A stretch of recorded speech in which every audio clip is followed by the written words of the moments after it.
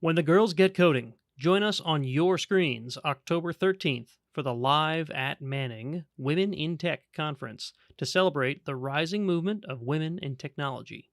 Check the show notes of this show for a link to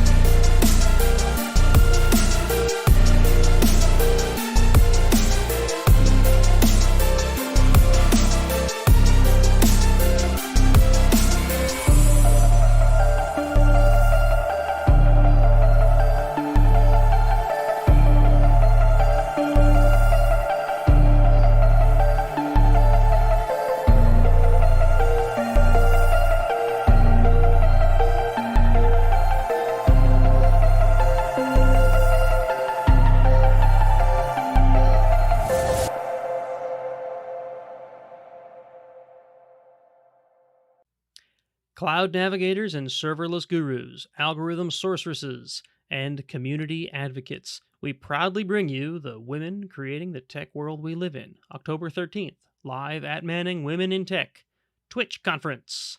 Check the show notes of this podcast for a link where you can find it.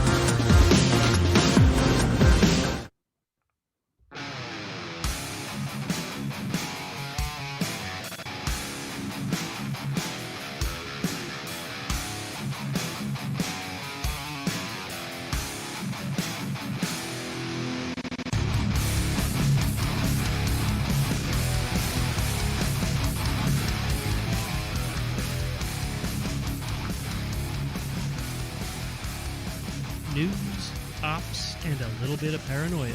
Welcome to the Iron Sysadmin Podcast. Good evening, folks, and welcome to tonight's episode of the Iron Sysadmin Podcast. I'm your host, Nate, and tonight I'm joined by only one co-host. Hello, Charles. How's it going? Haven't seen you in a while. Hey, I'm back, folks. Charles Going is all right, back. Nate. He's been a bit busy lately, right? So, understandable in today's world. Well, we had this whole little start of term thing at the college, and that can be a little taxing. Yeah, I bet. Things have been a bit crazy in the world in general. I can only imagine in an industry, or I don't know, do you call higher ed an industry? I suppose it is. Where part of your I guess if we're honest, it is an industry. Yeah. Where part of your livelihood involves taking people's children in. I guess they're not children by the time they get to college, but still, the definition of child, I think, is changing over the years as people get more and more protective. But at any rate, I can imagine. Young adults. There we go. That's a good one. So, we're a little light on co-host tonight, but I'm glad Charles was able to join me because Marc had to back out last minute. But that's okay. I hope everything's well there, but that's all good. So, unfortunately, though, the topic we have for tonight is one he came up with, so we're going to have to do it justice. So tonight we're going to talk a little bit about basically vendors and your relationship with them, right? So I'm in the unique position where I'm now working for a vendor, where I wasn't in the past, and I just had to deal with vendors in the past. Happens that I'm working for a vendor that I liked dealing with when I was not a vendor.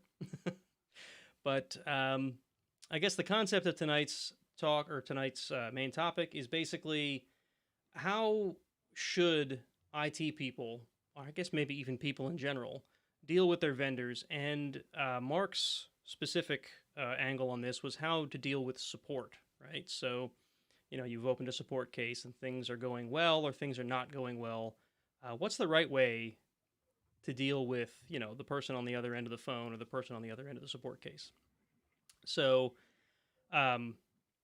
we've all seen it probably, especially in IT. You can sometimes get very abrasive with your vendors because, you're trying to beat them up on a price, or you're trying to get something, handed to you, or you're trying to get whatever out of your vendor, and you feel like no one's getting hurt, right? So, I don't know, Charles, do you have any experience? I think we all do at some point. Yeah, more than a little. I mean, there's so much to say on this. I think I would start by noting that um, your vendor is like you and the vendor are partners. Mm-hmm. Um, whether you have a contract with them or not, but especially actually if you have a contract with them and are paying them, like they're your partners, and you know, they're not your coworker necessarily, but you're trying to maintain a service. They're helping you do that, and you need to treat them with respect because they are, they're going to be essential to, like, obviously they're essential in some way or you wouldn't be buying something from them in the first place. So when you go to get support for them, keep in mind they're probably trying to deliver a good service to you. You want them to help you, and whatever your frustration might be when you're talking to that vendor, um, when you're talking to support is not the time to give vent to that frustration. So, what about? I want to try not to use names, but it's going to Yes. feel like people are going to guess. There's a vendor out there in the IT world that is almost universally hated. Charles, you know who I'm talking about, but a I lot of gotta be honest, I sysadmins. don't feel like that narrows it down all that much. But go on. there are a couple. There are a couple. I know there's one that I never had to deal with them directly, but folks like your database team might be. Um, and it always feels like this company's goal is to bleed as much money out of you as they can, right?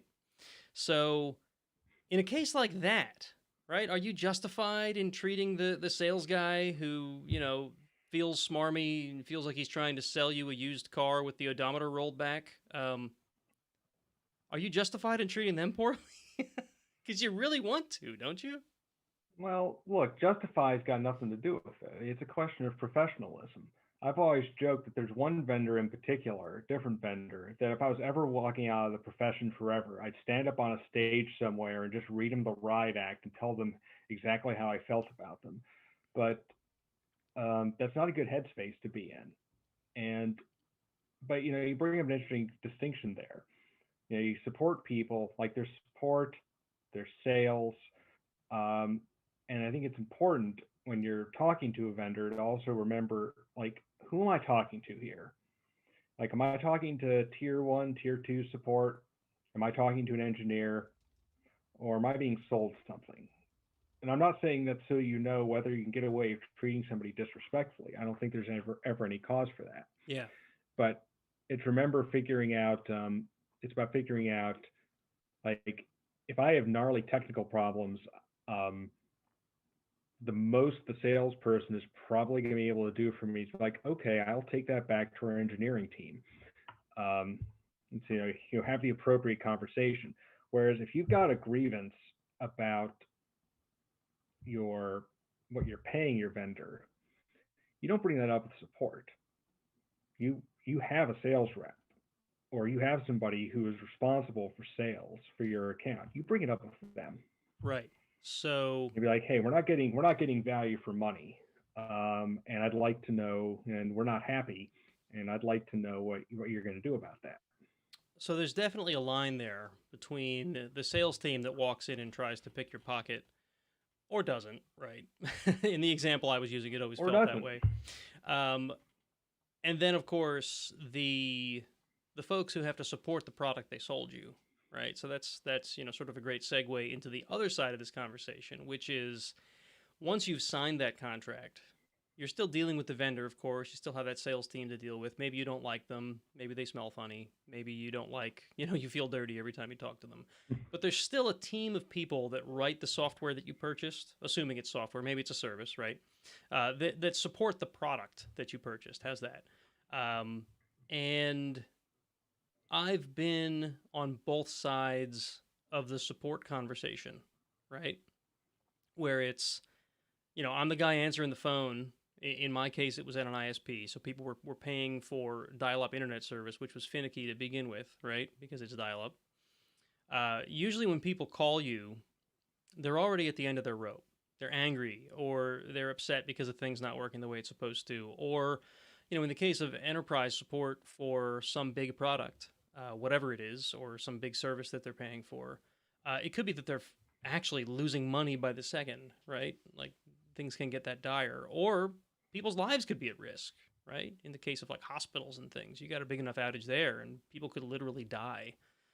So you've got a customer who's just already stressed out, already got, management breathing down his neck, or, maybe he's just calling up his ISP for a problem and, his wife can't look at her cat pictures or whatever.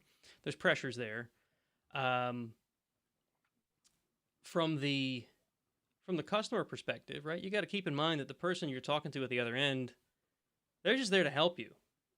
They're there to try to solve your problem. And I don't know. I can't say I can remember a case where I'm guilty of doing that myself, sort of attacking a support rep. Maybe. Probably more on the customer service side of things. I can recall cases where, it's like, I'm calling my cell phone provider and they're not getting along with me, right? So, yeah, like I spent a number of years on a tier one help desk at a previous job. Mm-hmm. And I definitely there were definitely a lot of times where before I could really start to work on somebody's problem, I needed to first get them down to a simmer because they were really frustrated, they were upset. And so, it's like, so I can't work the problem until I've talked them down off the ledge. Mm-hmm. And I think that's an important thing for support to do, but ideally, you don't have to do it. And fortunately, I was in a position where I could take the time to do that. I wasn't following a script, and I tended to actually have at least a passing acquaintance with the person I was talking to over the phone, which helped me talk them down to a simmer. But, I mean, not always. Maybe it was a student, somebody I didn't know. And so on Yeah. the reverse side of that, I've tried to be very conscious of having been in that position, having taken those calls, and how I'd want to be treated. So if I'm calling customer support for some reason, I'm going to have I put on what I kind of call my customer service voice. My coworker Tim, who has heard it, has told me that it is just honestly the most surprising thing he's ever heard, just because it's tonally so different and it sounds like this sweetness and light. And he's like, man, that's not you. Like, he's not going to be a little cynical, but if I'm talking, but look, I mean, again, you're calling customer service. These are your partners. They don't necessarily want to hear from you, but if they're going to hear from you, they want to try to help you, and why make it harder? Yeah, and that's a pretty valid point, right? So, and I know exactly what you mean by that voice, the tone you get, because I'm pretty sure I have a similar one when I'm talking, especially to an irate customer, right? You kind of lose the maybe joking manner that you might have had. You lose all that, and you go straight to like a professional tone, and there's a more of a calming aspect to it, right? Than you might have normally. You've got to figure out if you can get away with levity with this person. Yeah, right. So you got to go down to baseline, and yeah. So, but yeah, that's a very valid. I mean, I can remember calls back in those call center days where I didn't know any of these people, and if you knew them, it was a bad thing, right? Because these weren't people I worked with. It was people. If you knew them, it was because they call a lot. They're one of those folks. And I can remember a couple where it was really, they weren't calling to have a problem solved. They were calling to yell at somebody. And you happened to be the guy that was unfortunate enough to pick up the phone. And that was never fun. You can disconnect from yourself from that all you want, telling yourself it's not you they're yelling at, it's the company, right? But the bottom line is sometimes those people will then elevate it if you don't answer properly. If you don't, if you just sit there and take it, that might not be enough for them. They want you to do something. And if you don't do the right thing, they could go to your supervisor. They could go to your boss or whatever. You could end up losing your job over one of these people. Now, you could argue a decent boss wouldn't go that far, but it is possible, right? Especially in a call center where I feel like people are viewed as almost disposable in certain call centers. Now, obviously, when you get higher up that chain, it's not not like that because you need a certain skill set to do this. But anyway, I'm kind of rambling. I went down I memory remember. lane. No. But I can remember having a call at that tier one job that was so unpleasant that when it was over, first, I was like, okay, I need somebody to spell me on the phone for like 10 minutes because I just had to go take a walk to get it out of my system. Mm-hmm. And then I went to see my boss and be like, yo, so I had this call and they were mad. It's like, just so he knows, like, Yeah. he was a great boss. He'd back us up, but he doesn't like getting blindsided. So it's like, you either tell him now or you wait for the person to possibly yell at him. And then he comes to be like, okay, so what happened? Make sure he's equipped to deal with whatever's coming down the pike. So, like, I don't want to be the person causing that situation. But at the same time, there is a question of accountability. So, like, here's an example. We have a vendor. This is a vendor that I'd be really tempted to flame if I ever walked out of the profession. And we've been having some problems with this vendor because, frankly, they're having problems, and that's translated into lengthening support times that are well outside the SLA. And, like, we don't have to take that, right? But so I've been polite as you like to the actual support people. But then, when you get those post support surveys, we're like, hey, how do we do? That's the opportunity to indicate, yeah, well, it took y'all a month to turn around something that really should have been trivial. And we had users that were broken in that span, and I'm not happy about it, and it's not acceptable. Right. Cold, Yeah, I mean, polished, but it's like not going to get you 10 out of 10 for actually fixing it because you should have fixed it in like, well, it shouldn't have broken at all, and having broken, it shouldn't have taken over a month to fix. Yeah. Like, I get it, it happens, but I mean, from the support perspective, though, sometimes those things that appear to be a very simple fix, it's a very complex thing to find the simple thing. I was just on a call yesterday. I don't, in the role I'm in, I don't generally spend all day on phone calls with customers. It's usually check-ins and short conversations and advice and stuff like that. But when one of my customers has a real problem, they're generally working with support to fix the problem, but I'll be there as sort of an extra set of eyes and whatever. And I spent yesterday on a single phone call for about 6 hours trying to find a problem. And it was difficult to solve. Even the support engineer, who you'd argue was a specialist, where I'm more of a generalist, right? He was a specialist in the particular thing that was broken. Even he was feeling kind of stumped, right? And it turned out to be that the customer had defined a thing in the right way, but in the wrong place. And that's what was causing the problem, right? And it took us like an hour or two the evening before and 5 or 6 hours yesterday to find that thing, right? So in the end, it was solved. It took way longer than you'd think it would have, right? Because it was just one setting that had to be moved from one place to another, and boom, it was fixed, right? Right. So, that customer could say, why did it take so long? But instead, they were grateful that we finally found it because they realized that it was a complex thing that had a simple solution. Just finding that solution was the hard part, right? Yeah. So, that's a thing to keep in mind when you're dealing with a vendor, when you're dealing with support specifically, right? They don't know what you've done. They don't know your environment. And if you're dealing with a thing that is complex, now, I don't know, maybe the thing you're talking about is like a black box that they've provided the whole thing. I don't know. But no, I think your example is valid. And that's a valid example of why something that seems like it should have been simple took a while. This is the counterexample of something that was simple, should have been fixed quickly, but it's just it's a situation where support is just so overtaxed that the response time stretched to infinity. Yeah, and that's a real thing. Having seen both sides of this coin, sometimes it might feel like your support reps at vendor X are doing everything they can to make sure that they just barely meet SLA. There's a lot more going on there. Mm-hmm. That's all I can really say about it, because I don't want to get too inside baseball here, but there's a lot going on, and it's not just that they're doing their bare minimum to meet the SLA. It's that they have a lot of other things going on, right? Or maybe they're on a 6-hour phone call with with some Yeah. other customer, right? Because work, the flow of cases and tickets and stuff and phone calls don't stop when your support people are tied up on phone calls.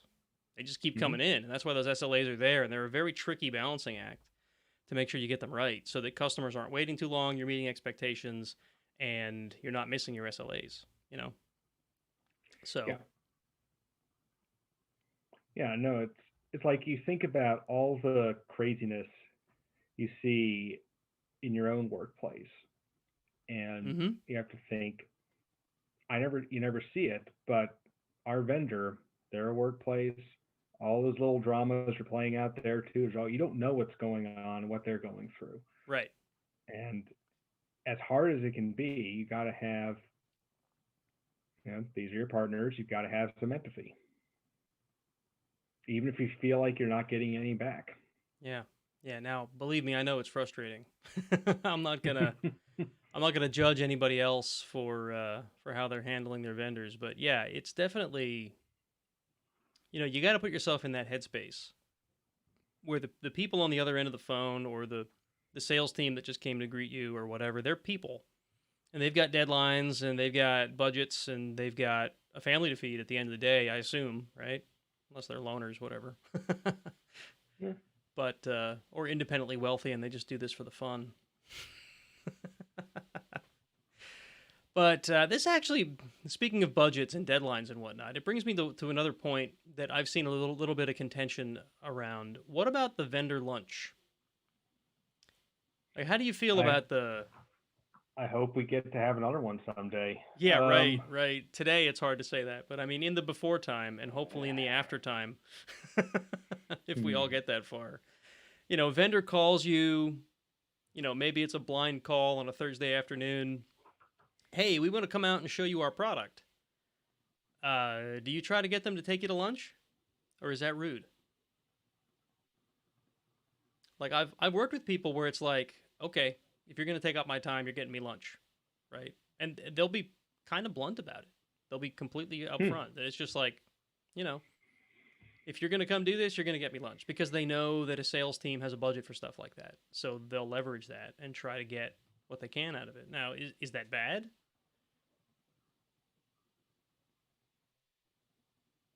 Because I mean, sales teams get a big budget for that kind of stuff. And sales teams, I've worked with sales teams that really love to do that. I mean, it's a vendor you guys might still have some dealings with. He would come to the college because he liked the food. He liked the food in Easton. I don't think he ever bought me lunch, but Well, you didn't work directly with him. It was a systems thing. yeah, I'm really of a couple minds about that. I've certainly had vendor lunch. Um, I don't think there's anything inappropriate about that, but demanding lunch. I mean, yes, obviously the vendor has a budget for that, but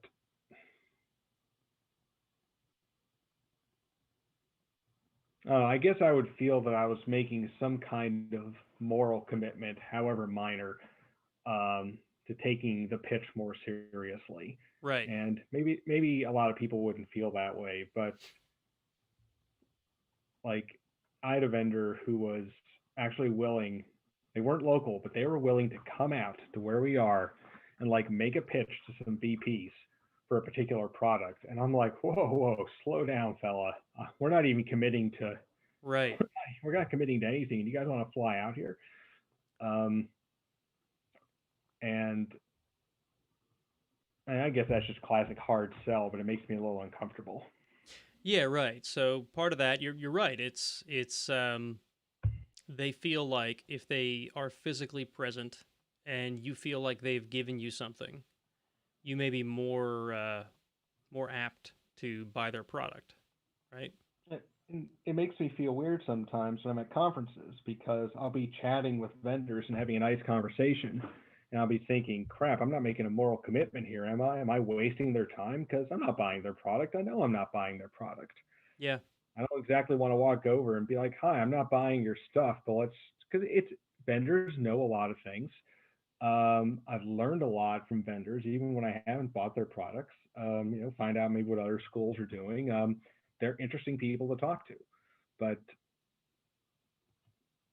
chances are I'm not buying what you're selling. I mean, especially at trade shows or at conferences, I've spent considerable amounts of time talking to vendors just because I think their product is neat, right? Just to Mhm. learn about it, just to figure out what it's about.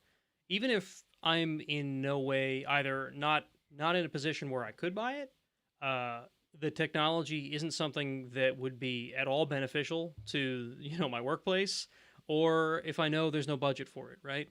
Um, and I'll take their little plushie or whatever they're giving away on their table, right? Because I think they Oh, expect those sure. to vanish. But even that, I'll sometimes when you're walking away from it, you're like, I just took 15 minutes of that guy's time where he could have been, oh, geez, there's a that that is that's like the epitome of exactly what I'm describing. Oh, it even has So, MySQL on the other side. so So yeah, folks that so listening, podcasting is visual yeah, medium. I was laughing for the Yeah, so benefit of the folks on the stream, but go ahead, describe what you're holding up to the camera, Charles. yeah, this is a little kind of, I guess it's a dolphin.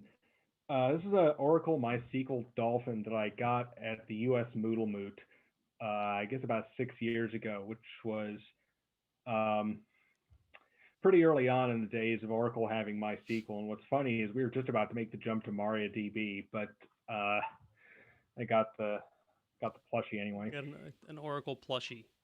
Yeah. Got an Oracle MySQL plushie, which is perfect because, well, I know I wasn't going to say any names, but that's the vendor.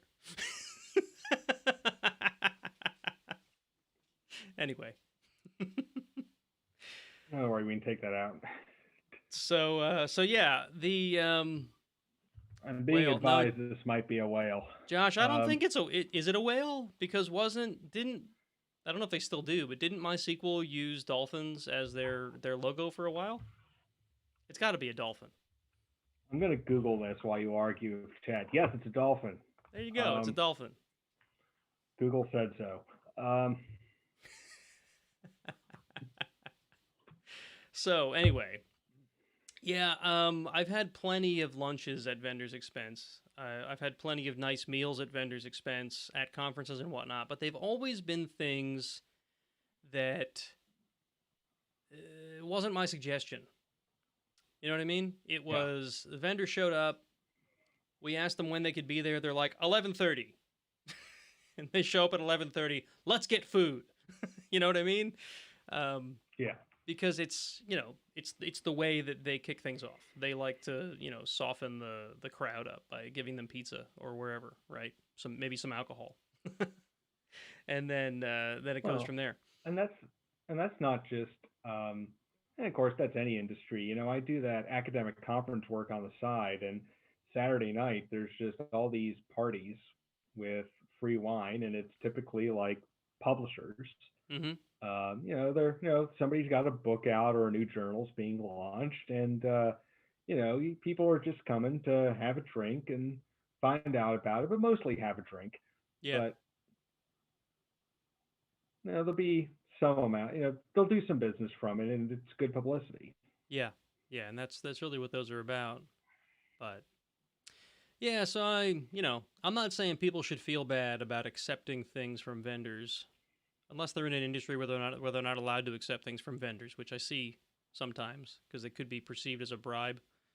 I don't know if you've ever dealt with anyone that's in that kind of an industry, but if you're not obligated to refuse such things, if they're giving you something, go ahead and take it. But I don't know. I feel like the people who suggest it, you know what I mean? Like I'm not going to listen to you unless you get me lunch.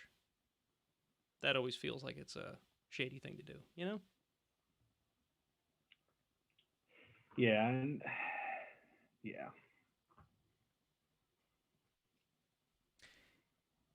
So I don't know. What else can we go into with dealing with vendors? I don't really. I think we've covered a lot of aspects. We kind of rabbit trailed around there a bit. But I Yeah, think. I Go I ahead. think I think the thing I would just go back to is this idea that I think this is true even of open source projects, but um, or maybe you're just using something, but when I describe vendors as being your partners, you don't want to push that too far. Like if you're using an open source project and you're dependent on it, that doesn't mean you can turn around and go to the maintainers and be like, "Yo, you got to help me fix this," because that's just not how that works. Yeah. But at the same time, you need to think about, with anything you're working with, how do I feel about this product? How do I feel about the support around it? Do I feel like if I have a question, I'm going to get an answer in a reasonable amount of time and it's going to be a good answer? And what can I do to what can I do to set my vendor up for success? Like if I know, for example, we have one vendor that if you report a bug to them, you know that the first thing they're going to do is turn around and ask for a HAR file demonstrating the problem, which fine. Like that's a totally reasonable thing to ask for. Mm-hmm. So with that particular vendor, we've just gone into the habit when we open support tickets, we just supply a HAR file. Yeah. It saves a loop because we know they want one. And sometimes it means we've got an immediate turnaround because they had all the tools they need to Yeah. solve the problem. It's the same thing if you open a case with Cisco. They want a TAC report. Or not TAC. Is that what TAC? Show TAC. Yeah, show TAC. They want a TAC report. Um, when you open when we had that IBM storage device, when you opened a case, they wanted, I forget what they called it, but it was the same thing, a log collector or something. I forget what it was called. Um, Uh-huh. and with Red Hat support, when you open up a case, there's automation that will immediately say, "Send us an SOS report." Oh, cool. Even if you think it's not, even if the person opening the case thinks they're not going to need it, it happens. I don't know if there's some intelligence in there that that it won't demand one in certain cases, but usually that's the first thing we'll ask somebody for. And in fact, as a TAM, when I see one of my customers open a case, the first thing I look for is if there's an SOS report. And unless I think it's absolutely unnecessary, that's the first thing I'm doing is telling them, hey, go put an SOS report on there because they're going to ask you for it. Because it's just, it's important. Mm-hmm. So I think I have one other topic came to mind, and then I think we're going to move along. But what about consultants? Like that's a whole other area of vendor, right? I've dealt with consultants that were a complete pleasure to work with because they knew their stuff and they were working their way through problems, and you'd work hand in hand with them and they did their job really well.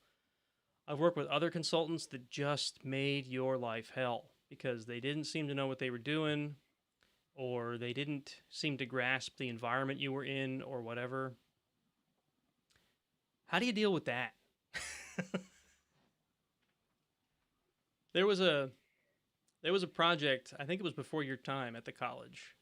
You would know it if I mentioned it, but I don't think I want to mention it on the air. But it was managed. I don't know where the consultants came from, if they came from the company that wrote the software or not, but they had sold us this piece of software, and then it needed customizations. Like a lot of software, right? There's like a base, and then they send out a team of experts, quote unquote experts, to make sure that they then craft the product to do what you want. Like Salesforce, right? Nobody just buys Salesforce and uses it if you're a big enough company. You buy Salesforce and then you customize it to fit your workflows, right? Same concept, right? These guys came out and, it was an on-prem solution because it was in the days before cloud was really a big thing. So there were servers to install, there were firewall ports to open, and you know how complicated the network could have been there at the college. There were like network firewalls in the way that had to be opened and whatever, modified and whatever, and there were just all these challenges. And every time we turned one way or the other, it's like these consultants had no idea. They knew their product, but they had like no concept at all about the world of IT outside. But then, There's other consultants I've worked with, like I don't want to talk too highly of Red Hat, but it's the only other real experience I have with a consultant. We had a Red Hat consultant on site for 2 weeks to rebuild our Rev infrastructure after the incident that shall not be named. And he was on point. Like, anything we threw at him, he was just like, bang, bang, bang. He got it. He went right through it, right? So, I don't know. I don't want to just, like, go on about how some consultants can be terrible. But, how do you... And I've had the same... Yeah. I've had the same experience you have. People who really knew what they were doing, who were a real net positive, and then people who just seemed like they, whatever their technical competence, maybe weren't cognizant of the wider issues, didn't understand how the business functioned, and didn't understand, for example, why it might be disruptive to take a core system down in the middle of the day. Maybe why that shouldn't be done, or at least not done without warning. And right, without warning. that's tough, right? I mean, there is something different about consultants. Maybe because it's not always completely obvious what the scope of their work is and who they're working for and why they're there. Like with vendors, I feel like these things are maybe a bit better understood. There's a little more control, but if a consultant's there to just do an implementation, that's pretty straightforward. If the consultant's there to observe and make a recommendation, that's tricky.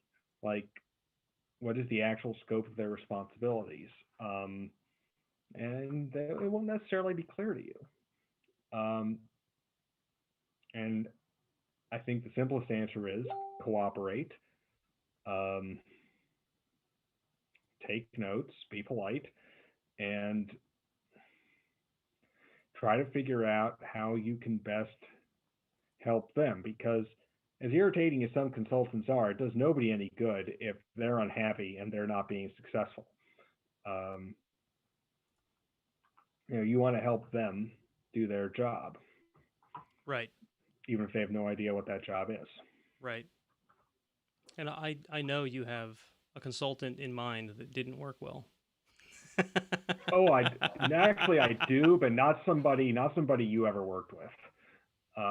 Oh, really? I was thinking of one that we worked with together at the college. We'll have to discuss off air. I'm not sure who you're thinking of, but no, this is a previous job. I don't know if his name still strikes terror into the hearts of the people there. It's been a long time. A lot of them probably don't remember him, but that was pretty horrifying. This one was named after. Yeah. This one that I'm thinking of was named after a certain popular Ghostbuster. Yeah, but you see, he wasn't a consultant. He was a vendor. Oh, really? I thought he was classified as consultant. I guess you're right. Okay. He was more of a vendor. Oh my God. Yes. Yes. But even there, we did everything we could to help him and his company because they were working with us, and we wanted that project to be successful. And it was in the end, but there were definitely some speed bumps. Yep. All right. Well, folks, if you think we missed anything or think we got anything wrong, please feel free to reach out and let us know. I think we're going to move along into a short break, and then we will be back with our usual chat. So just remember, folks, treat your vendors nicely. They are partners. Charles said so.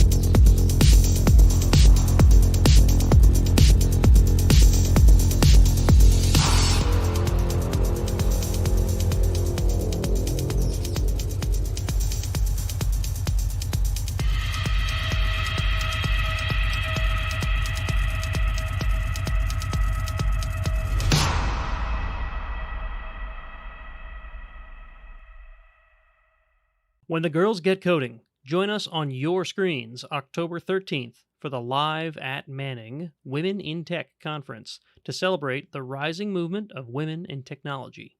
Check the show notes of this show for a link to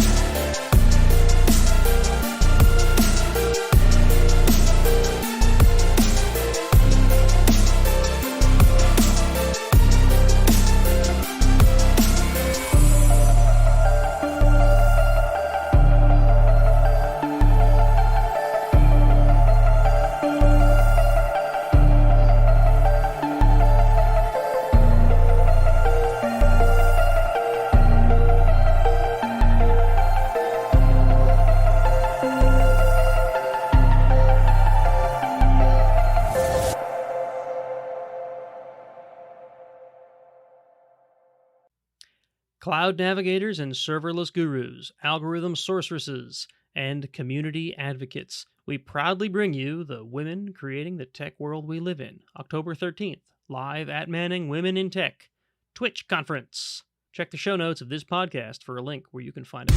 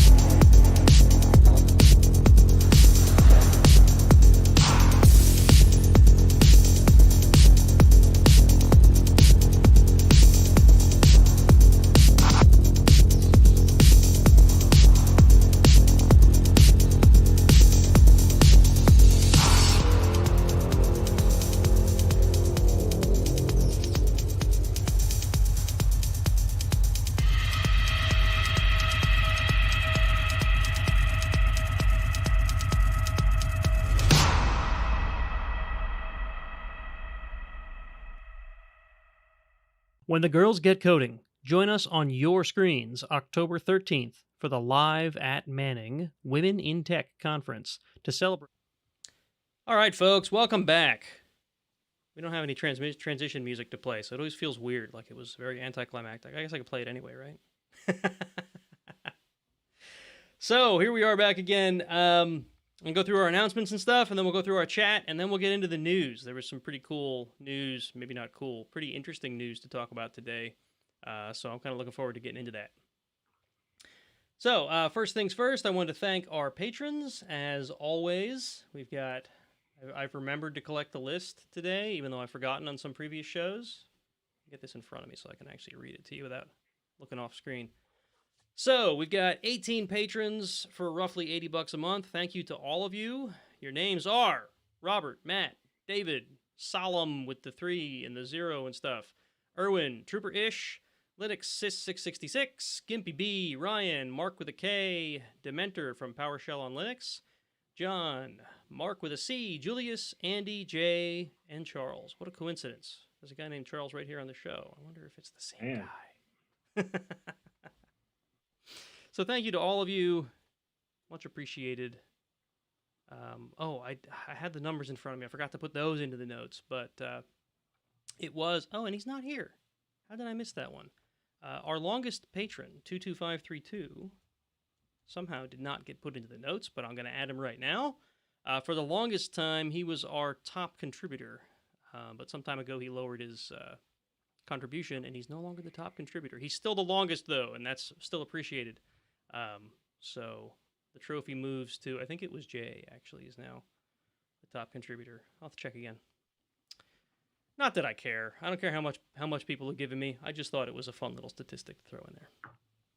We sold a couple more shirts, I noticed today, so thank you, folks, for going to teespring.com/stores/ironsysadmin. You can buy shirts and stickers and mugs there to support the show, and because I thought it might be fun, I've made a promo code for you guys. Anyone listening to this show within the next 2 weeks, so for 14 days, this code will be active. In fact, it's till 10/23, so it'll go just beyond our next show. If you use the code ISAOCT, so Iron Sysadmin October, ISAOCT 2020, you can get 10% off on our Teespring shop. So if you've been waiting to buy an Iron Sysadmin shirt or mug or sticker, now is the time. Go use the code. Have fun. Enjoy your 10% off. I want to call out the Live at Manning Women in Tech Conference. It's coming up. I think it's the 15th. It should be right here in front of me. It was right in front of me. Now it's gone. Dang. 15th, 13th, something like that. Go look it up. We've been supporting them for the past couple of weeks, so if you haven't noticed it, then I don't know what you've been doing. But, yes, October 13th. There it is. Sorry. So go check that out. I did not get to check out Rust Conference, but I think I am going to try to check out their Women in Tech Conference. They're basically listing us as a sponsor in exchange for promoting it, and I think it's a pretty good idea to have this conference. So, and the last bit of announcements that we have, and I meant to bring this up on our last show because it dropped. The news just dropped about a day or two before our last show. You folks might remember that we had interviewed an author from Manning on the show 2-3 months ago. Charles, I think you were there on the show. Chuck Gehman. Remember he wrote the AWS book? Yep. He unfortunately passed away. Huh. He'd been hit with... The only details they released, and Manning sent me an email about it because we had taken advantage of that... what did they call it? MEEP, the MEEP version of his book where he was releasing a couple chapters at a time. I had taken advantage of that, to see the book and whatever. So they sent me an update saying that the MEEP was canceled, and I thought, oh, well, that's kind of weird. Why did they cancel it? And then they said it's because he had been hit with a rare and fast-moving cancer. And I guess it was a very quick thing because we only saw him, what was it, 3 months ago? We interviewed him. Might have been July. Yeah, not long ago. And he seemed fine then, right? And there was no indication that he was ill. Absolutely. So... my heart goes out to his family, and it's a shame. His book will never be finished, and according to the notes that they had included with that email, that book was just sort of like his life at the time, and it's really a shame that it's not going to get finished. But this happens, so sad news. So moving along into reviews, I went and looked up, when I was looking for reviews for the show tonight, I thought it'd be really cool if there was some kind of a review aggregation service. So I don't have to go here and there and the other place to look up reviews every week because that tends to be a problem. You'll always miss one, or did I read that one already or not? Whatever. And I found this service. It's called Ratings Catcher. I don't know. I'm trying it out. It may be crap. But one thing they do, or they advertise anyway, is I didn't know this, but on Apple Podcasts, if somebody in a country that is not yours, so for an example, if you're in the UK and you review the show, when I go to look at the show to look for reviews, they don't show me your review, which seems silly because you think as the owner of the show, they'd want to show me the reviews, but they don't. What this service does is it'll pull in those reviews as well as all the US reviews. So I should get all of them now. And because of that, I actually found 2 reviews that I don't remember us ever reading on the show. So I thought I'd read them tonight. One of them is from a viewer that I've seen on our live stream several times. So if you've never heard your review read on the show, you're going to get to hear it tonight. All right, so our first review is from Trooper Ish, who's been in our chat several times on our live show. He says, "These admins rock." Oh, it's a 5-star review. It says, he calls out you specifically, Charles. He must like you. Charles, Nate, and the other co-hosts. Must be a long-time listener. Yeah, right. Haven't right? been on it a bit. Well, I mean, this was from back in July, so maybe you were on more frequently before July. Yeah. All right, Charles, Nate, and their co-hosts really rock the news and events in the systems world. Sorry, I'm having trouble reading tonight. With a nice leaning towards open source / Nix, but updates in general tech goings on are abound. So thank you, Trooper Ish. We appreciate the review. And I assume you're in the UK, because that's what this review service told me you're from. So thanks. And the other one is from Sabretooth604, and this is from all the way back in August of 2019. That is in the before time, when the world was still kind of normal. And Sabretooth604 says, useful info and entertaining. I listen to Iron Sysadmin on a regular basis. This podcast contains useful, relevant information covering a plethora of subjects. Nate, Jason, Dustin, and others. Sorry, Charles. Definitely deliver. I'll take it personally. Entertaining view on information technology. Thanks and keep up the good work. And this one says he's from Canada. So I imagine he's riding a moose and eating some Canadian bacon right now. Do people in Canada eat Canadian bacon? Do they even call it that? Or is it just bacon? I guess it's just bacon. Bad Canada jokes. That's why people come to Iron Sysadmin, right? Let's get some loaded up. And that's all I've got for reviews. I'm sure if Jason were here, he would tell us about B-Sides Delaware and whatever progress they've made in their virtual conference. But you're just going to have to pretend that he read that off because he didn't make it tonight. And otherwise, that's about all I got. Except for the fact that my freaking debit card has been compromised again. This is the 3rd time this year. I don't know what the hell I'm doing wrong. Folks, if you have any way to help prevent debit card theft or credit card theft, let me know. I'm trying out a service. Sounds to me. Sorry, go ahead. I was gonna say, it sounds to me like you got local trouble. Maybe somebody's skimming cards. That's kind of what I'm thinking. And I don't know what I can do to avoid that, other than be a little more vigilant, I suppose, whatever I put my card into, right? I make it a point to use contactless payment, like Android Pay or whatever, from my phone, which I have the impression is more secure, because there's nothing to skim at that point, except I suppose the ID that's read via NFC from your phone. But I don't know if that's actually any better or not. I assume it is, because there's not actually an exchange of card data at that point. So if it's the card data that they're using, it's got to that must have been read off of that stripe, off of a swipe. So I don't know. I don't know if there's a gas station near me that's got a skimmer on it or what. or if I'm just making very poor choices on online shopping. The last time this happened, I actually went to the extent of because obviously I had to go back and re-enter my card in a bunch of things that I have recurring payments coming out of, like Netflix and whatever.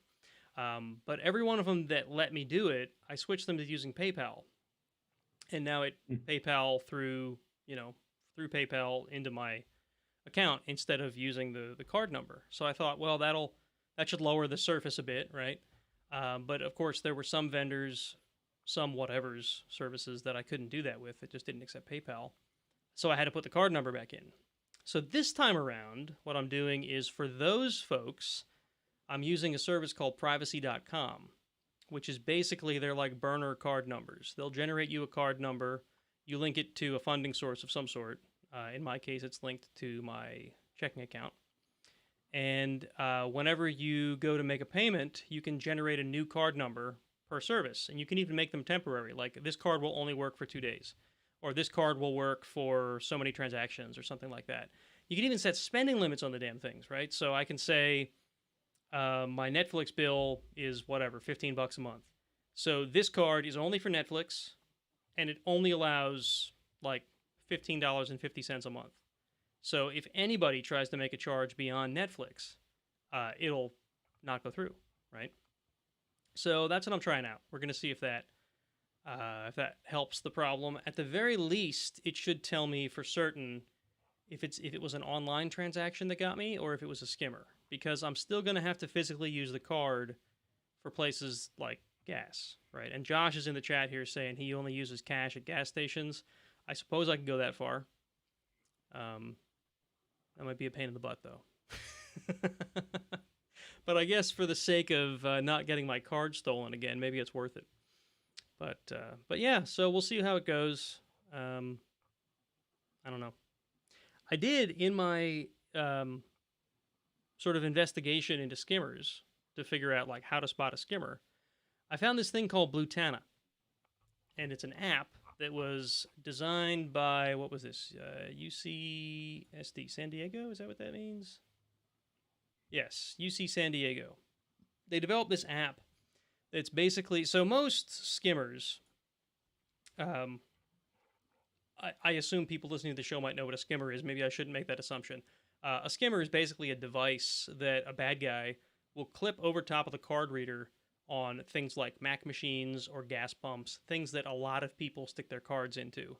And what it does is before it lets, maybe not before, but as your card is being read by the gas pump, for example, it's also being read by the skimmer. The skimmer has its own magnetic reader in it.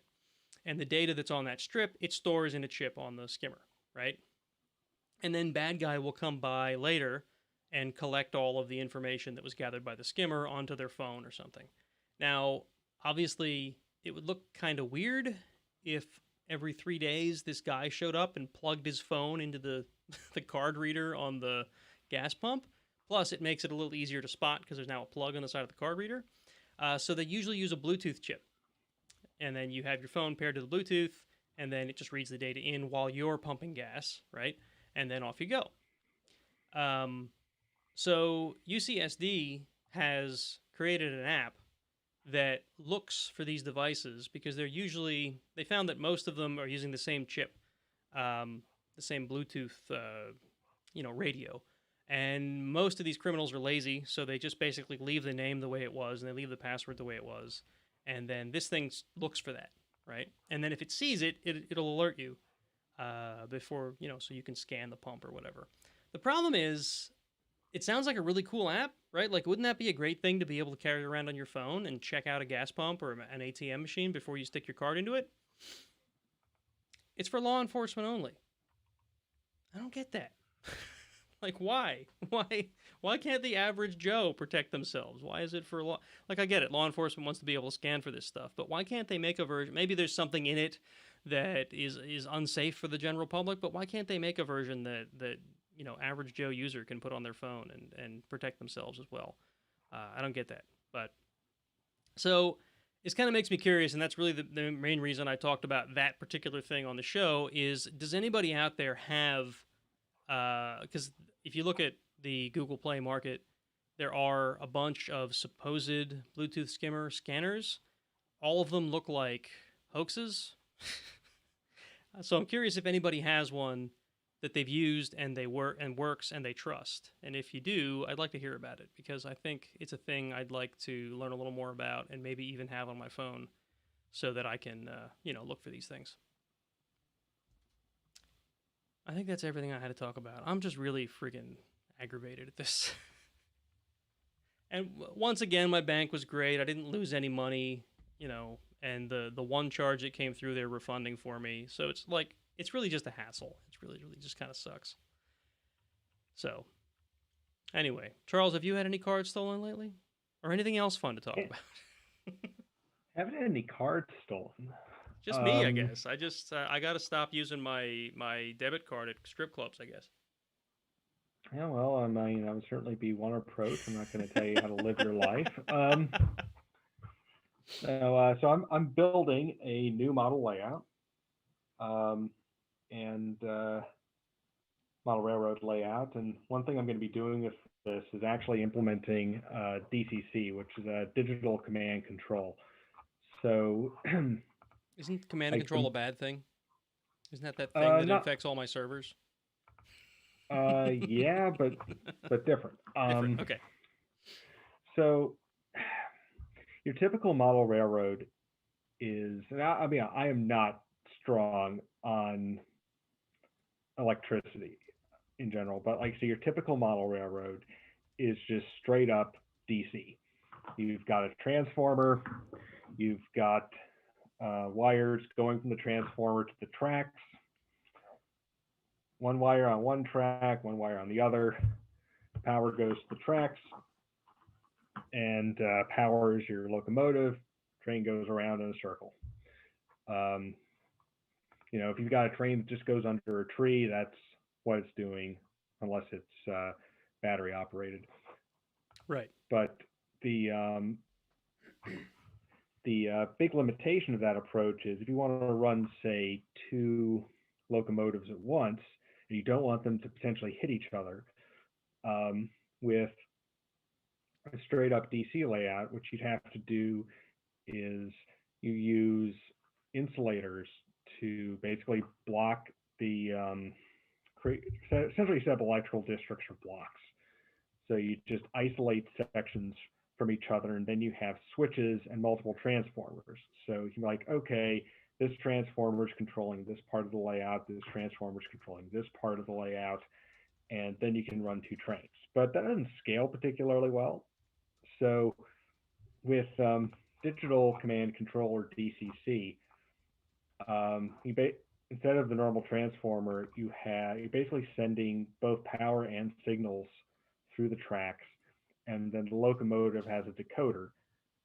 So you can be like, okay, so here's my controller. So like I have like a remote control that's actually driving the train on the tracks, but the actual track is all just electrified.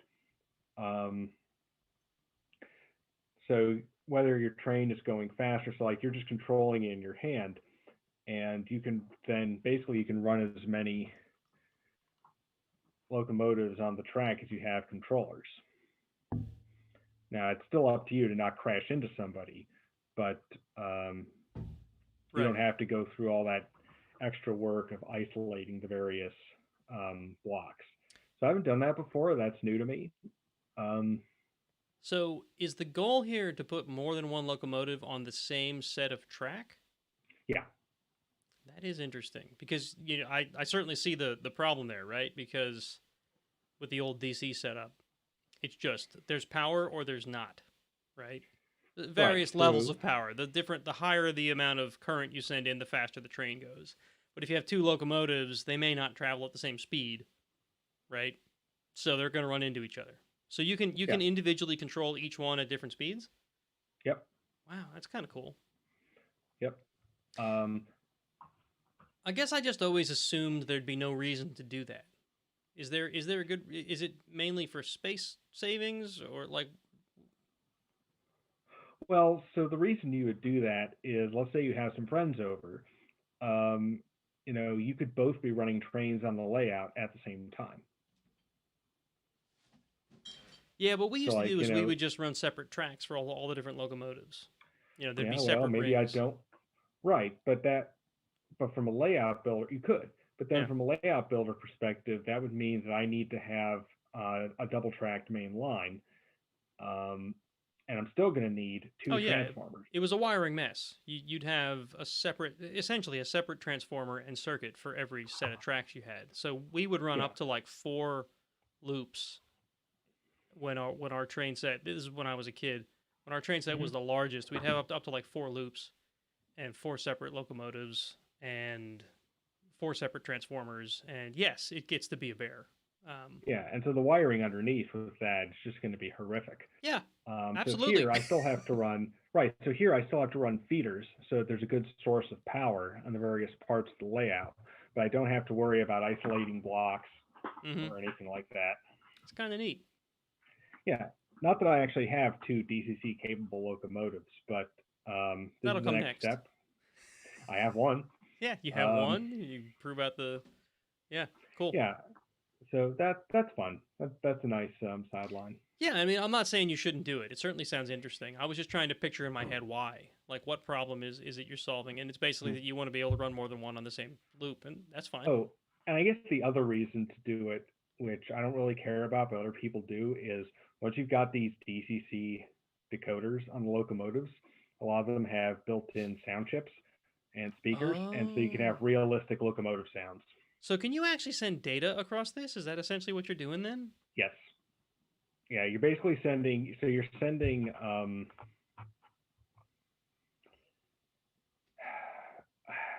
Yeah, basically you're sending.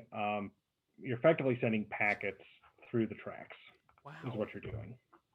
That's pretty cool. So, I mean, I would assume that the soundboard on the locomotive would have pre recorded sounds built into it. Yeah.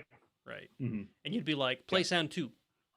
And it would go, okay, sound 2. And it would play it. Right. It's not like you're transmitting the sound across the tracks because that, I could imagine, would probably be terrible. And there's especially like some of the bigger gauges, you can have quite a bit of variation because there's just more space inside the cab. Mm-hmm. Glen scale, which I'm modeling at, obviously your options are a little more limited just Because they're tiny, it's the size of the locomotive. That's pretty cool, though. I never worked with N-Gauge, but I always thought they were cool. I've always had this fascination with model things that are like the smaller they are, within reason, obviously. The smaller they are, the more I don't know, intricate they seem, and it always seemed cooler. We worked with HO. I think yeah. We worked with HO, and I always thought N was really cool. N's cool. I like N. Whereas I think Z scale is amazing, but I would never try to use it. How big is Z? I don't think I've seen Z. Yeah, Z is basically the next size down from N. They get smaller N than scale. N? Wow. Oh yeah. So N is typically N is like 1 to 160. HO is I think is 1 to 87. Z scale is 1 to 220. Wow. I'm picturing like micro machines. Remember back in the day? Yeah. Z scale is Z scale is small. Wow. Could you like set that up on the space of like a desk? It sounds like you could. That would be awesome. Shoot, you can do that with N. Oh yeah. Okay. I'm just picturing a train running around my desk now. This is gonna be awesome. Yeah, because I think the smallest reasonable N full scale turnaround is you need about 19 inches. Wow. That's considerably smaller than my desk. Mm-hmm. That's cool. Mind you, that's a tight turn, but it'll do it. That's pretty cool. So you made bread? I did make bread. Is that like the first time ever? Yeah, I've made bagels, but I had never made bread. It's actually a lot easier than making bagels. I've never made a bagel, but I've made bread. We made pasta too a couple months back. Ooh. We actually got a pasta maker and a cutter, right? Mm-hmm. That was kind of cool. Yeah, my mom has one of those. I don't. That's fun. But yeah, there are a lot of fiddly steps with making bagels. Bread's easy. Yeah, well, bread is basically like put all the ingredients together, and if you've got a stand mixer, it's like or a bread maker. Forget it. A bread maker, you just toss all the ingredients in and walk away. But but with my wife has one of those KitchenAid stand mixers. She got it like when we got married, which is almost 20 years ago now, and the thing is still working perfectly. So if you get a KitchenAid stand mixer if you're gonna do anything baking wise, because they're freaking awesome, and they have essentially like a PTO port on the front that you can hook up other devices, and that's what our pasta cutter fits into. But anyway, bread you can just like throw it into that KitchenAid mixer and put on the bread hook, and it just makes you the dough. It'll knead it for you and everything, and then you just throw it into a pan and cook it. You know, bake it, not cook it, bake it. You bake bread. You don't cook bread. I don't know what the difference is, but there it is. That's why bakers are bakers and cooks are cooks, and then there's chef, which I think is a professional. Anyway, culinary arts. And are you going to talk about sport ball on our podcast? I know it's a big thing for you. This is my one true vice. College football is back. At least it's college and not pro. I kind of hate pro football.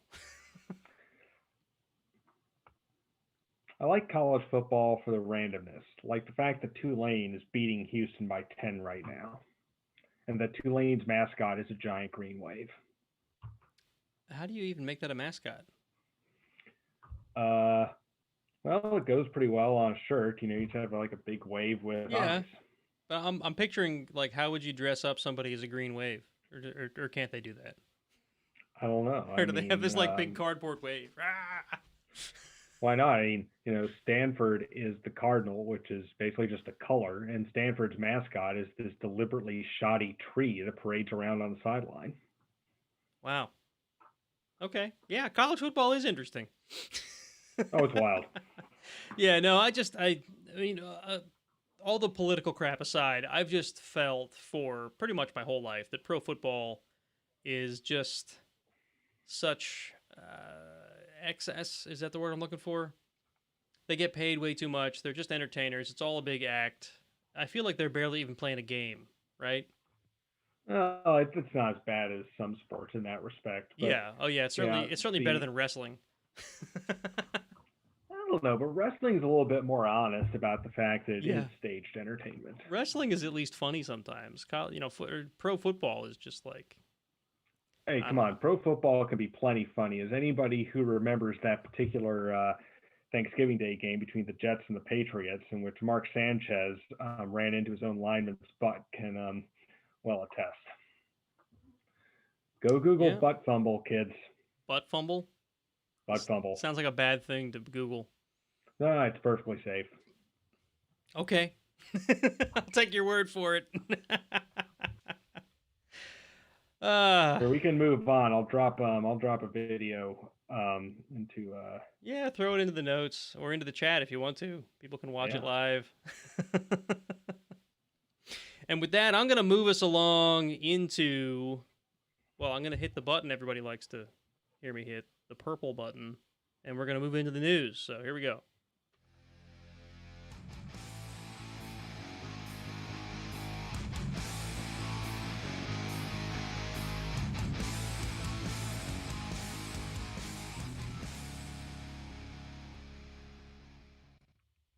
Ever since I started giving Jason a hard time about not knowing the colors of the buttons, some of the viewers are like, the purple button! Which is great. I think it's awesome. People you all need to keep that up.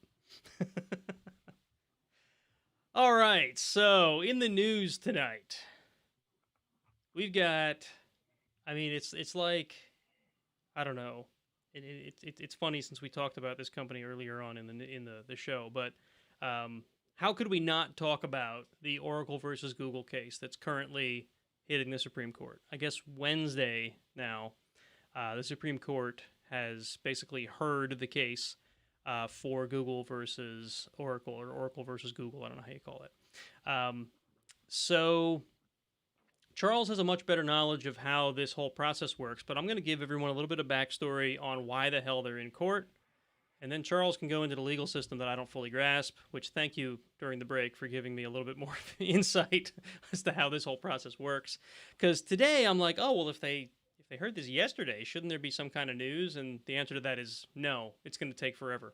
But anyway, so Google, company you all probably know, makes a operating system for mobile devices that you all probably know called Android.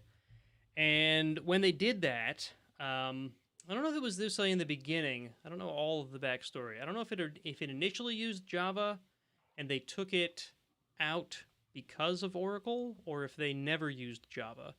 But basically, what they've done is they've re-implemented Java, or re-implemented Java's API, so that Android developers can write in a language they're familiar with without actually having to use Oracle's licensed software. Now, you can imagine why this could sound murky, right? So, what Google basically did is, and what the lawsuit is about, is that Google re implemented Java's API. And Oracle says that that is copyright infringement. Now, the way I read that in my head when I first read API was I'm picturing something more like a web API, right? Where you make calls to endpoints in an API and then you get results back. Well, this isn't quite that abstract. It's more like Google wrote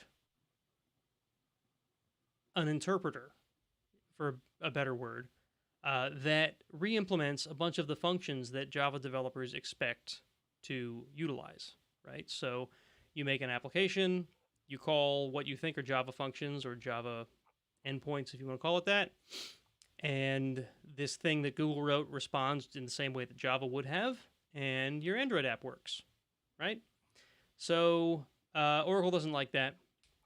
Now, whether you like Oracle or not, I don't know. Like, I don't know where I personally, when I first read this, I'm like, oh, Oracle's just being dumb. Oracle has no rights here. They're just being stupid. So far, the courts have not thought that. They have thought, yes, absolutely, Google has attempted to plagiarize Oracle software. And I was, maybe because I have a certain amount of bias for Oracle, I don't know. But I was falling on Google's side to begin with.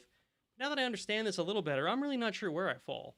That sure does sound like they've rewritten software or reverse engineered software that somebody else wrote for their own gain. And that sounds a whole lot like copyright infringement. So, anyway, we have three, is it? Yeah, three articles here that give you various different pieces of this puzzle. It went to the Supreme Court Wednesday, and I guess they heard the arguments, right? So, Charles, this might be a great spot where we can talk about what the hell that means and what's next. Yeah. So, all right. So this case started with, so this is a federal lawsuit. It started with a district judge, in this case in California. Now, I'm going to leave some of the procedural history out, but basically the judge ruled in favor of Google and said that what Google did was covered under the doctrine of fair use. The case was appealed, and it was heard by special circuit court, the federal circuit that's specifically designated to hear like certain types of copyright and patent cases. They have basically kind of a subject matter jurisdiction over it. And this court admittedly has a reputation for kind of sometimes doing its own thing, but they reversed the decision in favor of Oracle. So the case was then appealed to the Supreme Court, which hears appeals from this and other circuits. And part of the reason the Supreme Court agreed to hear this case, because the Supreme Court only takes about 80 cases a year, is there really isn't good settled law on this question that is precedential for the whole country. So it's a good opportunity for the Supreme Court to speak authoritatively on this question. So the way the Supreme Court hears cases is, they typically have 9 justices. They had 9 justices when they decided to hear the case. Obviously, Ruth Bader Ginsburg has died. And even if a replacement is appointed, as things stand, the case will just be heard by the 8 who are currently alive and participated. So to hear a case, 4 justices have to decide to take it. That's called granting cert. And then there's briefs, there's oral argument, which is what happened yesterday on Wednesday. And basically, an oral argument, typically each side gets about a half hour to kind of basically make their pitch, explain why they're right as a matter of law. Facts tend to not be in dispute at this level. This is really just about, like, facts shouldn't be in dispute at the appellate level. This is really just about what is the law, and at this level, well, the law is a little vague, so we're going to have to nudge it one way or the other. So help us figure out what we ought to be doing here. And so in this case, so like Google's lawyers spoke for probably about half an hour. Oracle's lawyers spoke for about half an hour. We've linked the transcript of the oral argument if anybody really wants to nerd out and see what was said. It is typical that after about being able to speak, as it were, about a paragraph, justices will start interrupting with questions. Sometimes those questions indicate what the justice's thinking is, but not always. Like sometimes they'll harshly question someone that they actually agree with. They're just trying to tease out arguments. Because remember, they've read the briefs, they've read the lower cases, or their clerks have. They're just trying to kind of sound things out. Right. Sometimes the federal government will also be separately represented by the Solicitor General's office, and I think that a Deputy Solicitor General was participating on Wednesday as well. And I think they tilted towards Oracle's view on the question. So oral argument happens. It's about an hour and a half, typically.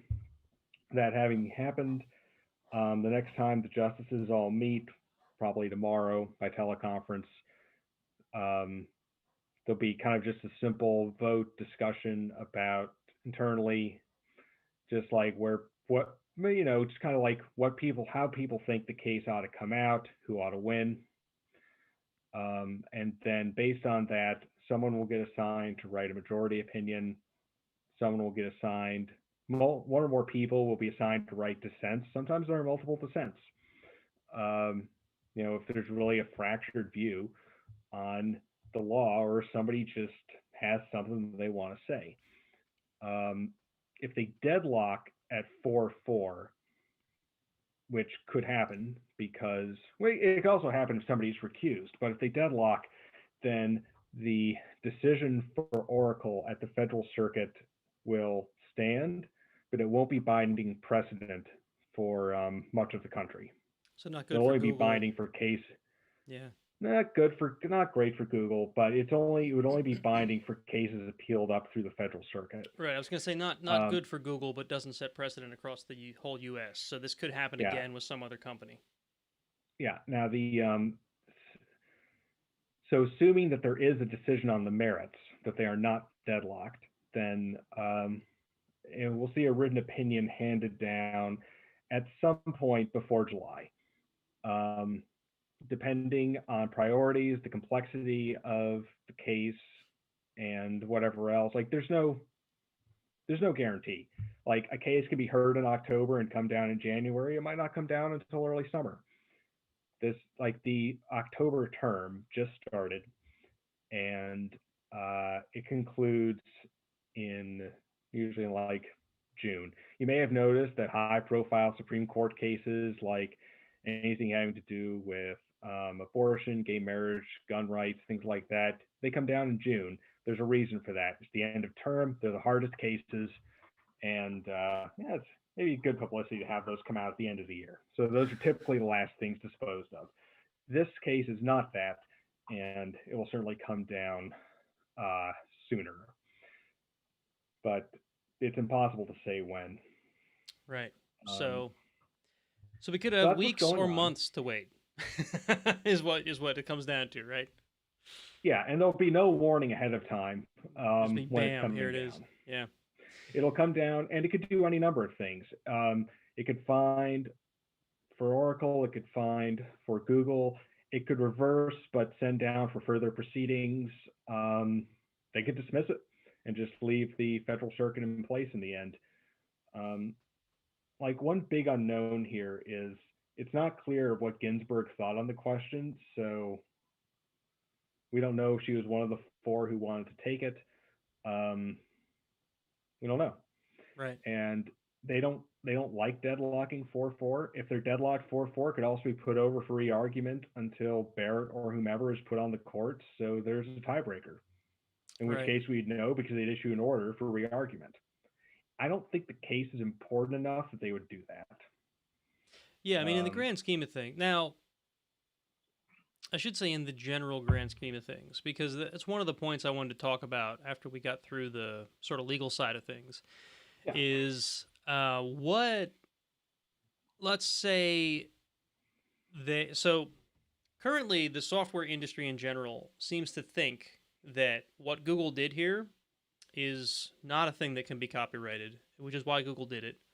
And it's why countless others have probably done the same thing, right?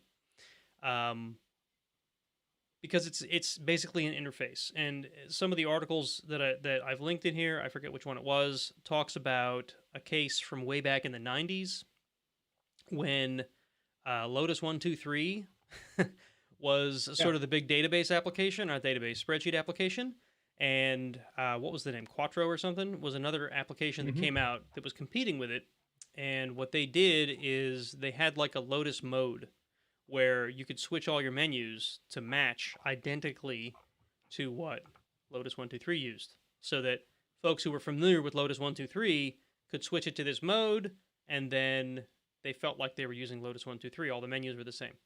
And that was basically to ease transition from their competitor to them, right? And that apparently went to court, and it was deemed that that's an interface, like that's a user interface, can't be copyrighted because it's a control. I think was the word they used. So IT has continued on, software development has continued on, assuming that that meant things like APIs were controls, right? And they use the example of like the buttons on your toaster, right? If two companies make toasters that look kind of different but have the exact same buttons on the front, the one toaster company can't come to the other and say that's copyright infringement because that's just the buttons on the damn toaster, right? So my point is there's a lot of software that takes this for granted, right? Now I don't have specific sightings, but I'm Yeah. sure you could imagine, right? And of course, what's interesting about the Borland case is that the trial court in that case actually found it was copyright infringement. It went up to the First Circuit, which I want to say is the regional circuit court in New England. Um, they disagreed and said it wasn't, and that's the decision. And it was actually appealed to the Supreme Court. A justice was absent. I don't know why. They were deadlocked 4-4, and so that thing happened where they didn't right. they didn't rule, and it was just, and so the decision stood but wasn't binding outside of that circuit. Right. So had the Supreme Court made a decision then, and this was declared to be applicable or whatever, then this wouldn't even be a case, right? Possibly not. Or Or or we'd be arguing about whether this case governs, that case would govern in this case, or right, if they could be distinguished. right. So assuming there's a lot of software that already has this stuff in play, and now say the Supreme Court says, yeah, that's totally copyright infringement. Now what? What happens to all that software that's already utilizing this sort of thing? What happens to all of a sudden every single software company that's ever written an API is going to go back and try to find everyone that's that's copied their API or copied any piece of their software, or they could, I should say. They may not, right? Or there's going to be a whole bunch of companies that have to rewrite their software because they know they're victims, or not victims. They're what's the word I'm looking for? That they've done this, right? Well, and there again, that would be a question of the breadth of the ruling and the downstream effects of that. And of course, Congress is absolutely free to step in and legislate on this question. It's not a constitutional issue. Congress can just come in and make a law that says you can't copyright APIs or interfaces, Right. and that's not unheard of. In cases where the law is unclear and the courts interpret it one way or another, Congress can step in and say, actually, we want you to interpret it this way. I feel like this Um, is not a thing that Congress is going to care about unless Oracle or Google lines enough pockets. I think Congress is kind of interested in the tech industry right now. I think they could be persuaded to care, Yeah. um, but we'll see. So, Basically, we're stuck for a few months until the Supreme Court does or does not do a thing.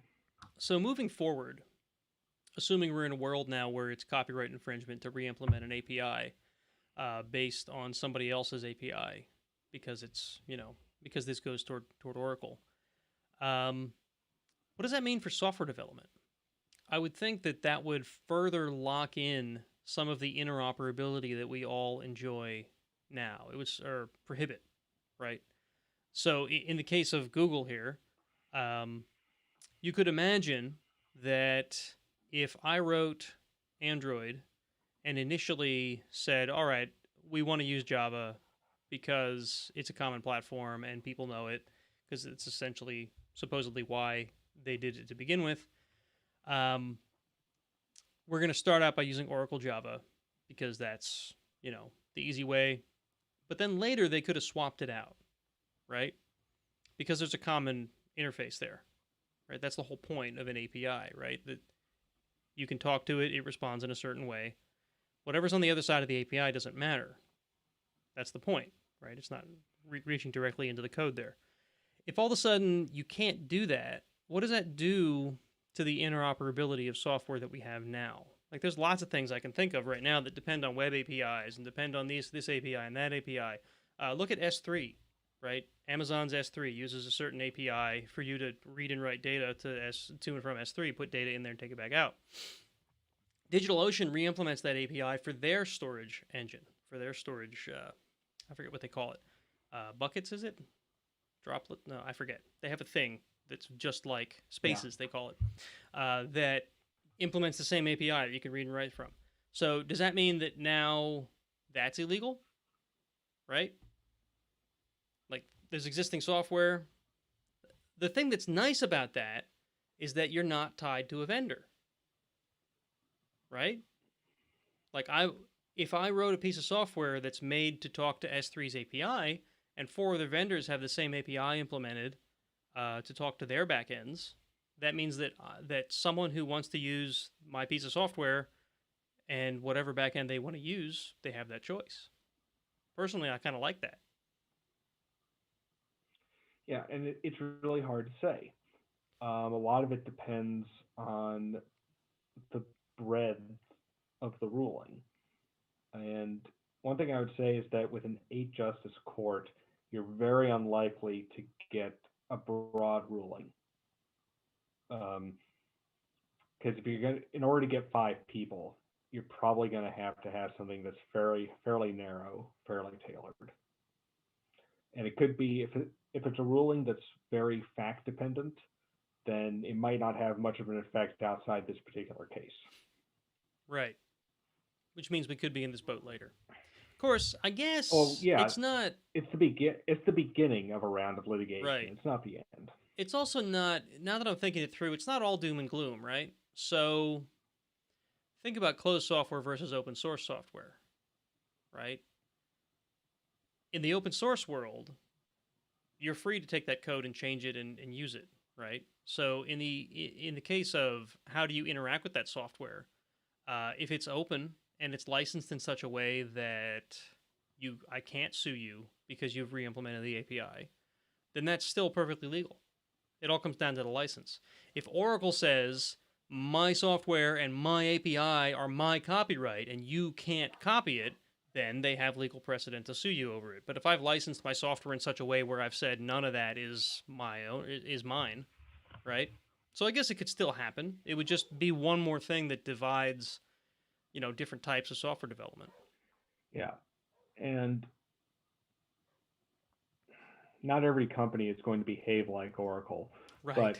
But thank God. But you may also just see, licenses that licensing language may become a little more explicit, talking about APIs, interfaces, just you know, Right. we'll see.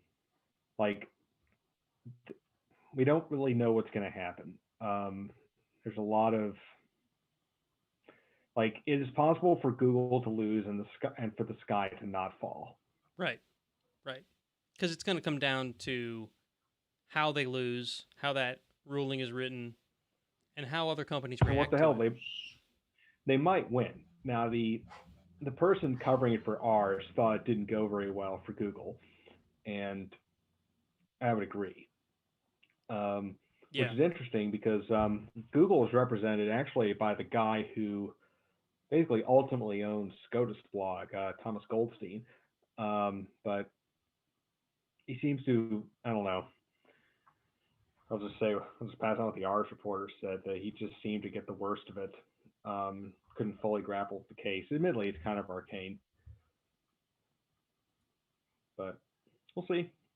Sometimes the court surprises you. Yeah, guess we'll see. It did sound like one of the justices, and I forget who it was fighting in Google's favor. Breyer.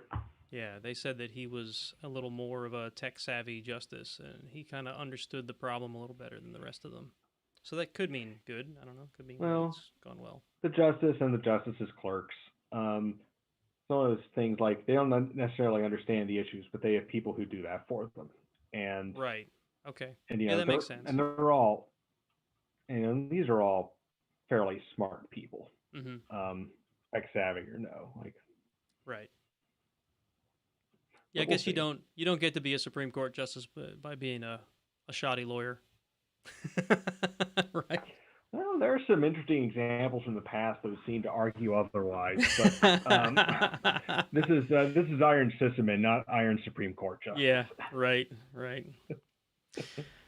All right. So, if anybody has any comments on the Google versus Oracle thing that aren't just flaming one side or the other, because I'm sure there's people that don't like Google the same way they don't like Oracle, we'd love to hear you guys. If anybody has any comments, go ahead, and if you're watching live, feel free to put them in the chat. But if you're not, you can drop us an email or hit us up on social media. We'd love to hear from you guys. And I think that's all we're going to say about that. We're going to move on to an article from MSN Money, I guess. Isn't that like the name of the financial suite that Microsoft? No, that was Microsoft Money. Never mind. Anyway. Right. Oh man.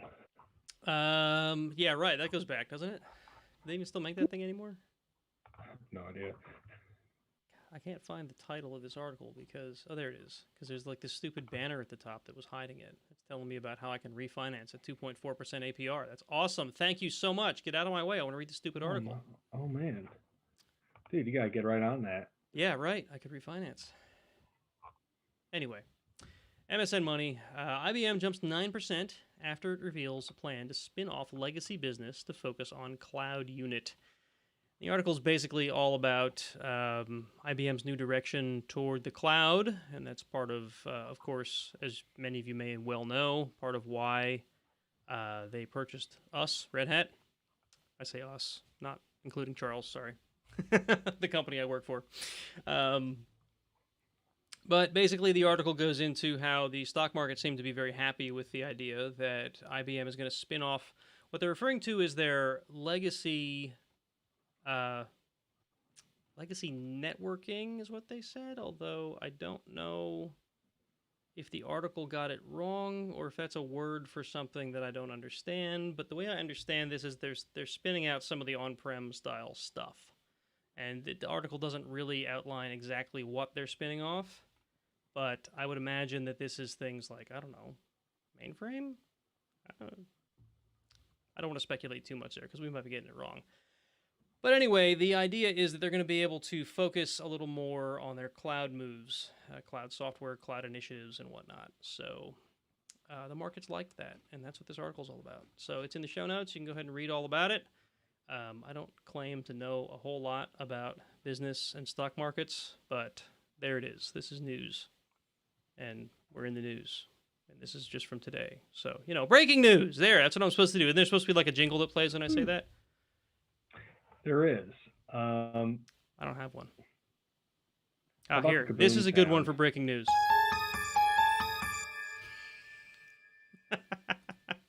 Maybe not for breaking news. Anyway, you have any comments on that, Charles?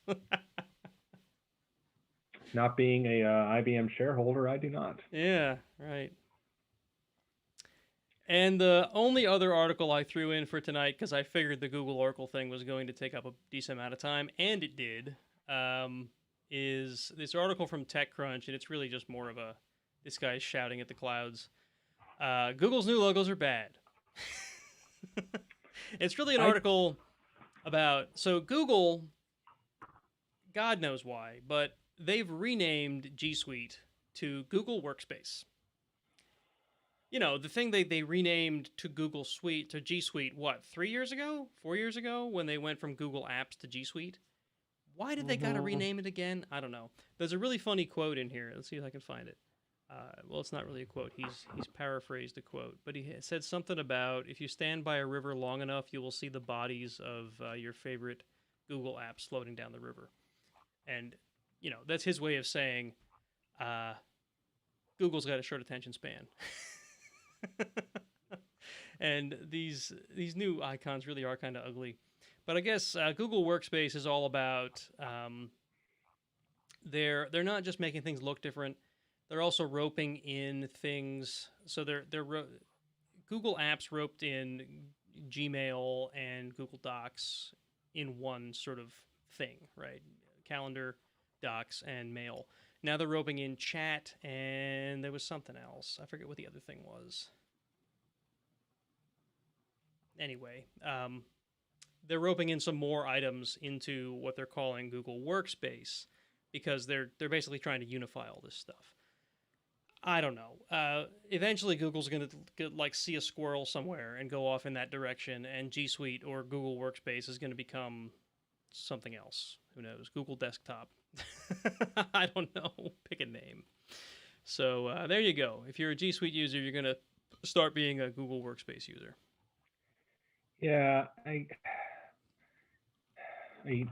certainly have appreciated the tighter integration between Google's services over the last couple of months. You know, just this little things like, scheduling Google Meets from calendar appointments, easily linking Google Docs within those appointments. Like, it's all good. It's like, congratulations, Google, you have a cloud-based groupware solution, but I don't love the new icons. Like, in particular, like Gmail's is so recognizable. Why would you change it? It really has been the same icon since the beginning, hasn't it? Or very similar? I don't know. It's certainly for a long time. Like, I understand the desire for some kind of unified iconography, but these don't work for me. Yeah, they're really, I don't know. And I don't have them yet, I should emphasize. I still have the old icons. Yeah, I don't know if my phone does. It should, right? Because it's a Pixel. All the new stuff gets to me first. Let's see, do I? I'll tell you, one thing in particular that gets me is like, look, we're a G Suite school, right? I have Google Drive open all the time. Yeah. And the fact that its icon looks visually very different from Gmail and from any docs that I might have open, I find very helpful navigationally. Yeah. Now, and just these icons, just looking at these new icons, I've just looking at them large, I think I would find them just glancing hard to differentiate. They do munge a bit, right? Now, I found so the Google Drive icon, the old one and the new one already look a bit similar. And as a Google Home user, I have the Google Home app on my phone, which looks very similar to the Google Drive icon, except it looks like a home plate, home base from baseball. Yeah. So you could imagine they look very similar because, a home plate has kind of that same peaked look to it. And I've, in a rush trying to open one or the other on my phone, frequently opened one or the other when I meant to open the other one because they look similar. So yeah, I could definitely see that these are gonna be especially like the new icon they have for Meet and the new icon they have for Docs, because they're both just like a box, right? Except one looks kind of like a camera and the other one is just kind of like a piece of paper, but they're still just a box. Mm-hmm. So yeah, I can see where you're coming from. The drive icon looks almost identical. The calendar icon, I don't know. I don't know what was wrong with the old one, but whatever. They're icons. I think this guy's his point is basically that, you know, you take so much crap from Google and every now and then you just gotta give them a little bit of a pushback because they deserve it. Otherwise, they're just gonna keep doing stuff. How do you know when you're doing something wrong if no one complains, right? Mm-hmm. So, anyway, that's all the news I had. Did you have any news you want to talk about?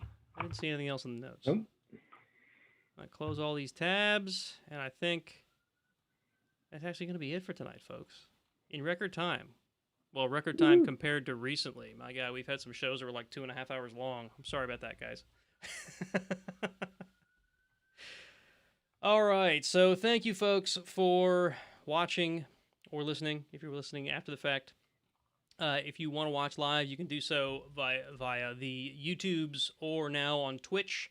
If you go to youtube.com/Iron Podcast or twitch.tv/Iron Podcast, you can subscribe to whichever one you prefer and watch us live. I also, as of this week, have subscribed to Restream, so I can stream to our Facebook page as well instead of my personal Facebook profile. So if you subscribe or like, I guess, us on Facebook, just look for Iron Sysadmin. I think it is actually facebook.com/Iron Sysadmin. You can also watch the show live there. So you can do that if you don't like Twitch or YouTube. If you want to support the show, you can do so via Patreon, or you can go back to, what was the code again? ISA OCT 2020. You can use that code, ISA OCT 2020, on teespring.com/stores/Iron Sysadmin to get 10% off a t-shirt or a mug or something. And we appreciate that. That also benefits the show, the little bit that Teespring sends us. And I think I've already mentioned the social medias and all that other stuff. Oh, the Matrix community. There's a link on ironsysadmin.com to get you to the new Matrix chat community, since Slack has been weird with their invites.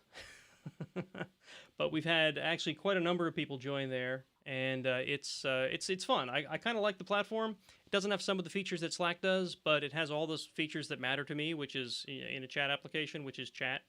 And it has some integrations, and that's growing every day. And it's an open source platform, which means, you know, I don't know, it feels a little better just because it's freedom. Anyway, you're just sore that Slack turned off the IRC gateways. You know, I didn't even know they did it. I found out not True too long story. ago. When we stood up Slack at his past employer, Here we go. This is like 6 years ago.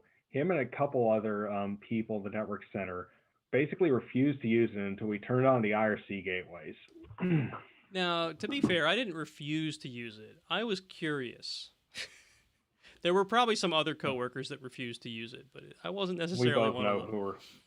We both know who we're talking about. Yeah. So, but I did think it was fun. It was fun to be able to interact with it over IRC, but I did eventually just give in and use the client because there's better integrations in the client.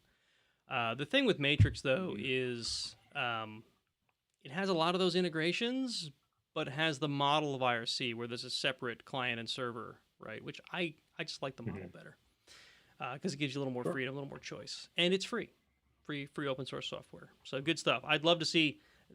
One of the main reasons I put us there is because I feel like the way to improve a project like that is to have more people using it. So the more people that use it, the more people find problems with it.